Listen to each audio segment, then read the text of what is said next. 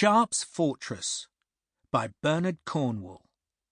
Read by Rupert Farley. Chapter 1. Richard Sharpe wanted to be a good officer. He truly did. He wanted it above all other things. But somehow it was just too difficult, like trying to light a tinderbox in a rain-filled wind. Either the men disliked him, or they ignored him, or they were over-familiar, and he was unsure how to cope with any of the three attitudes, while the battalion's other officers plain disapproved of him. "You can put a racing saddle on a cart horse," Captain Urquhart had said one night in the ragged tent which passed for the officers' mess, "but that don't make the beast quick." He'd not been talking about Sharpe, not directly, but all the other officers glanced at him. The battalion had stopped in the middle of nowhere. It was hot as hell, and no wind alleviated the sodden heat. They were surrounded by tall crops that hid everything except the sky. A cannon fired somewhere to the north, but Sharpe had no way of knowing whether it was a British gun or an enemy cannon. A dry ditch ran through the tall crops, and the men of the company sat on the ditch lip as they waited for orders. One or two lay back and slept with their mouths wide open, while Sergeant Colquhoun leafed through his tattered Bible. The sergeant was short-sighted, so had to hold the book very close to his nose, from which drops of sweat fell onto the pages.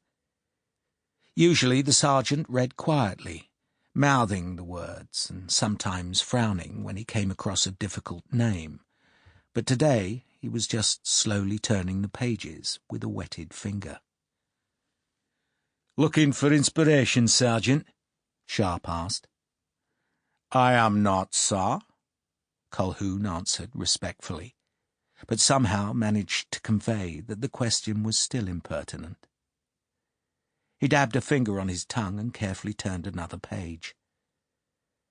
So much for that bloody conversation, Sharpe thought. Somewhere ahead, beyond the tall plants that grew higher than a man, another cannon fired. The discharge was muffled by the thick stems. A horse neighed, but Sharpe could not see the beast. He could see nothing through the high crops. "Are you going to read us a story, Sergeant?"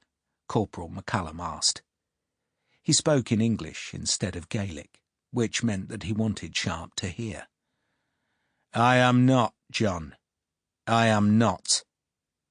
"Go on, Sergeant," McCallum said. "Read us one of those dirty tales about tits." The men laughed, glancing at Sharpe to see if he was offended.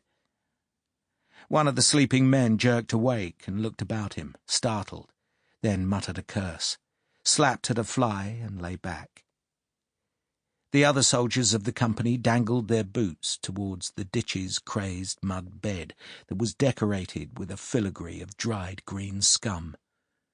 A dead lizard lay in one of the dry fissures. Sharpe wondered how the carrion birds had missed it. "The laughter of fools, John McCallum," Sergeant Colquhoun said, "is like the crackling of thorns under the pot." "Away with you, Sergeant," McCallum said.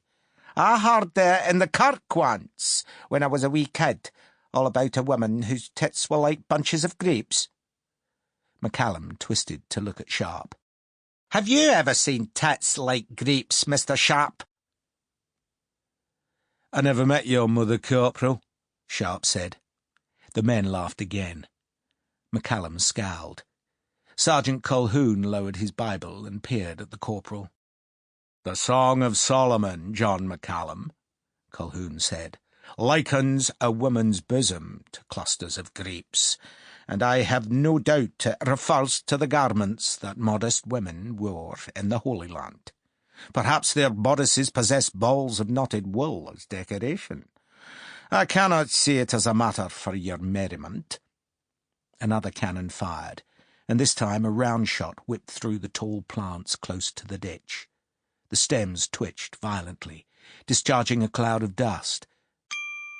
Sample complete. Ready to continue?